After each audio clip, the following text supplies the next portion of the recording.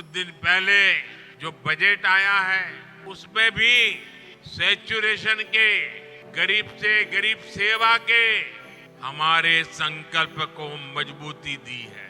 आप जानते हैं कि हमने 4 करोड़ गरीब परिवारों को पक्का मकान देने का लक्ष्य पूरा कर लिया।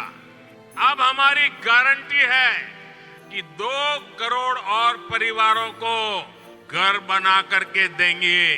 और मैं गोवा के मेरे साथियों आपसे भी कहता हूं, आपके गांव में, आपके इलाके में अगर कोई परिवार पक्के घर से छूट गया हो, अगर आज भी वो झुग्गी झोपड़ी में रहता है, तो उनको बताना मोदी जी आए थे, मोदी जी ने गारंटी दी है कि आपका मकान भी पक्का बन जाएगा।